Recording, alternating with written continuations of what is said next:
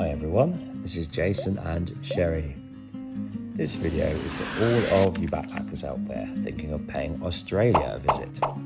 When it comes to doing your 88 days for a visa extension, most of you will choose to go and do farm-based work.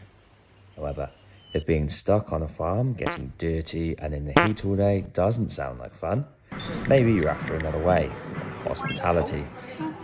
We're going to do a few short videos to help familiarise you with the basics of hospitality, also known as hospo in Australia. Hopefully after watching these videos, you'll be more comfortable with the idea of applying for a hospo-based job instead.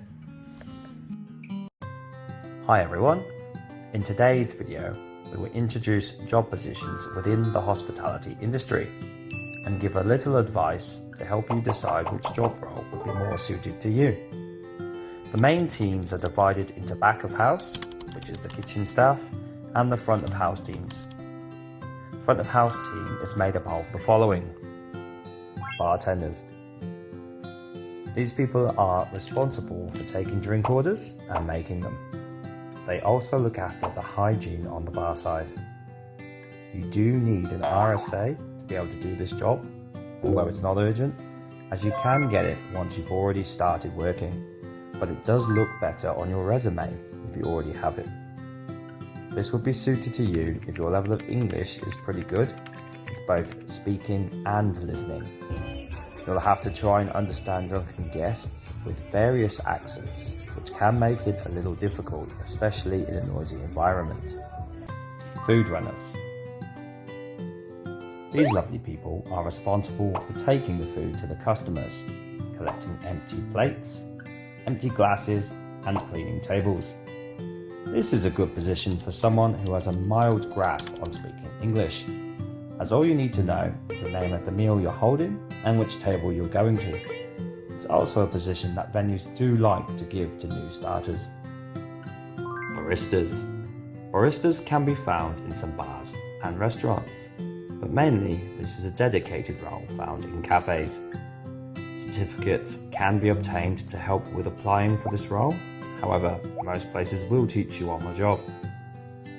You'll have to learn the various coffee types, and this can be a very fast-paced role, given how busy the cafe is. The level of English needed for this role may not need to be that high, depending on the venue, as your main task is making coffees and your customer interaction is small. In some circumstances, you may even be able to get a sponsorship as a barista. Gaming attendants. They provide gaming services like helping customers with gambling-based requests. An RSG, Responsible Service of Gambling Cert, will be needed for this role.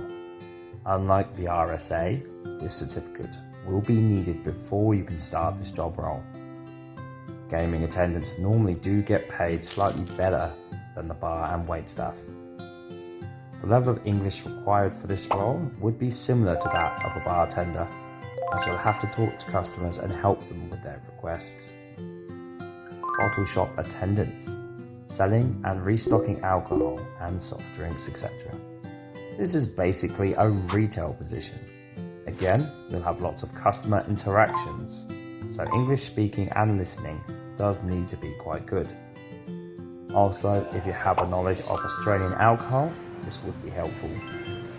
You may also need to carry and move heavy items, like beer boxes and beer kegs. So bear this in mind and make sure you're ready for the exercise if you apply for this job. Kitchen hand. This is a job I have already met a few Chinese backpackers doing. It does involve getting a bit wet and messy. It does need physical strength as well, as you do have to carry plates and dishes and things like that. And you also have to be quite hardworking to make your life easier. You don't need a lot of English skills for this job role. As long as you can understand the chefs and what they are asking you to do, then this is pretty easy. You also don't need any qualifications for this job role, which is why you do find backpackers doing this quite often. Working hours can vary and the money isn't too bad because you do normally work evening shifts and weekends.